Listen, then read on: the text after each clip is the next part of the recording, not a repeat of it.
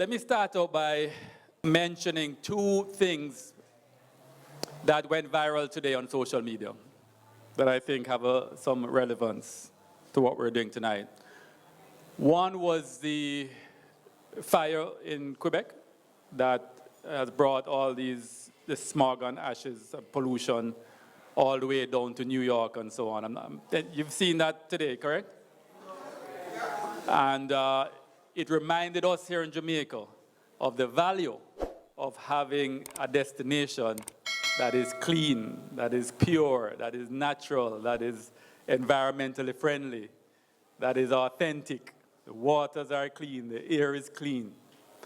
And so celebrating it in the form of an Ital Fest is one way. It's not just the food, as we saw earlier. We have the wellness, Paula, you were here. We have the soil protection. So it is an ecosystem that we will be celebrating here, and what an ecosystem it is.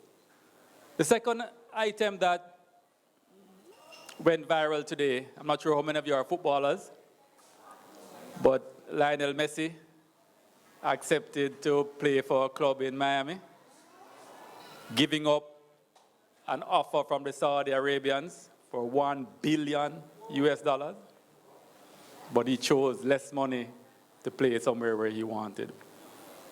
But when you think of somebody offering $1 billion US to somebody to play football, you think, well, where are these guys getting their money from? And it's Saudis, right? And so everybody naturally says it's the oil. They have the natural mineral or the natural oil in the ground that has made all of them rich, most of them rich. Them driving Mercedes and Range Rovers and all that kind of thing over there, building castles in the skies and dumping up the beach and building islands, the water and building islands and so on. You think about countries and you say, okay, boy, why couldn't Jamaica be so lucky? They have oil. In fact, when you do the research, some of the wealthiest countries in the world, from a mineral standpoint, the diamonds, the copper, the gold, happen to be, on the surface, some of the poorest countries in the world. The people are the poorest in the world. Isn't that a travesty? You ask yourselves, then what is wrong? Why is it not that the people of that land collaborate and convert those natural assets that they're blessed with into wealth for the people? It makes sense, correct? But turn back to Jamaica and ask yourself, what is our blessing? What is our natural asset? It's our amazing natural resources, our beaches, our rivers, our waterfalls, our mountains, our mineral spas, our harbors, our bays, and our cultural assets, our music, our people, our cuisine.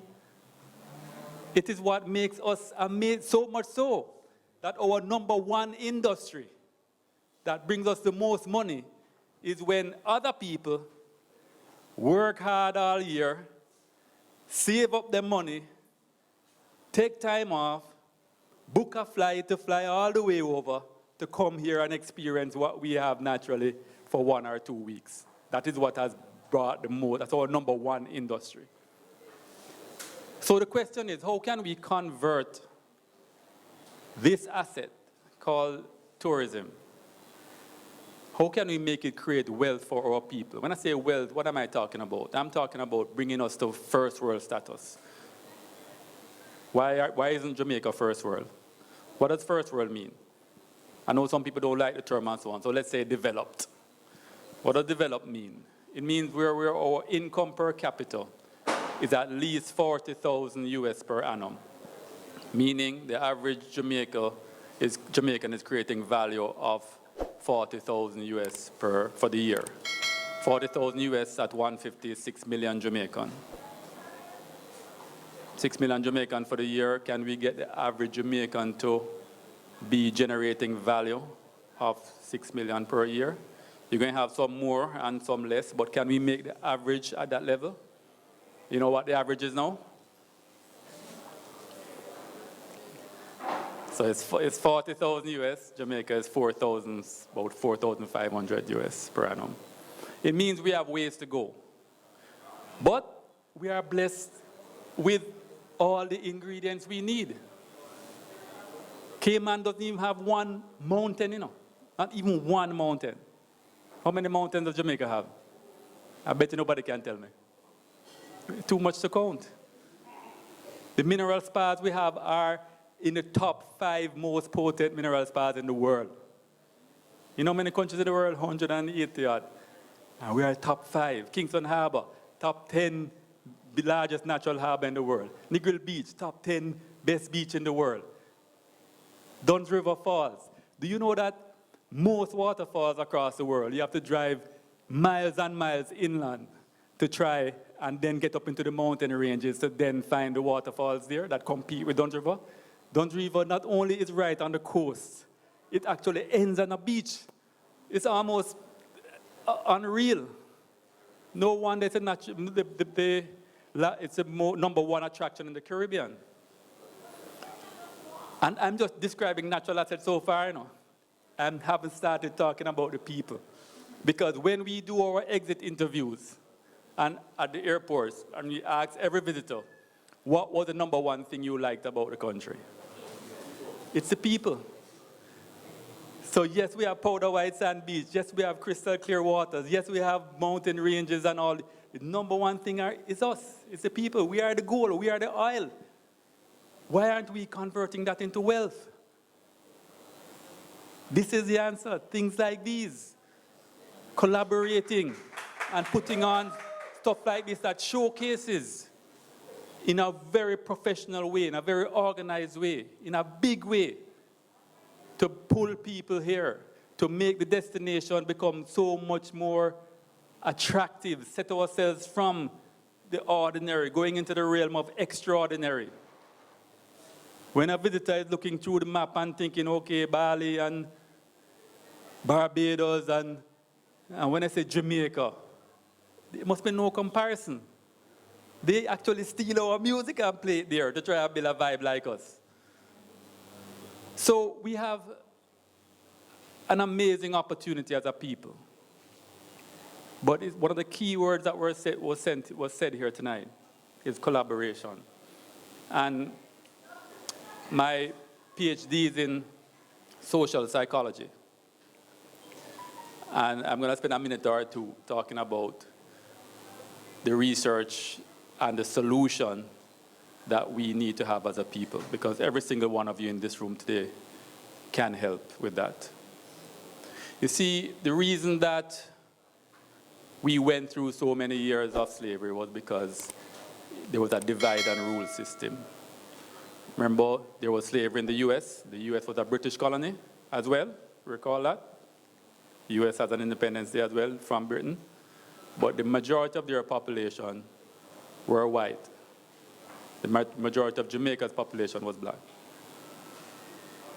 Six blacks to 1 slave master in Jamaica. Whereas there were more whites to each slaves. So in terms of ruling and controlling with an oppressive regime, they simply use their majority number. A slave ran away, for instance, and just rode them down on a posse, lynched him and whatever, and punished him and maintained order there, maintained control. On the islands, it was different. Why would 6 to 1? Why wouldn't 6 of us just choke the guy and throw him away? No, there's a divide and rule. They turned some of us on their side against their own brothers and sisters, and that division, that to this day, we have, in form of a dead, we have a great trust deficit in this country. And that is what is preventing us from taking all the blessing we have as a country and creating wealth for our people. What we need is collaboration. And I'm so pleased, Michael, so pleased to see this collaboration happening here. You know, this is straying from a tourism speech. It's really letting you see the opportunity we have as a people. And who should make the change? Who should create the collaboration? Our heroes of the past are dead and gone. Do we wait for people in the future? Do we wait for foreigners? Do we really put it on the children? Do we put it on the elders? No, it's us. Somebody have to wake up one day and say, listen, we are born in this blessing. We have information now like there's no tomorrow. Everybody have a smartphone. All this catching each other, quicker to see the enemy in the other person, quicker to see what's wrong in the other person rather than what's good. Faster to see an enemy in your brother than a friend in your brother, than an ally, than a collaborator. Quicker to take a life than to build a good life for your brother. Now, here's the opportunity that tourism has provided. Because of that divide and rule system, first we have to wake up and ask ourselves, are we stewards of that legacy?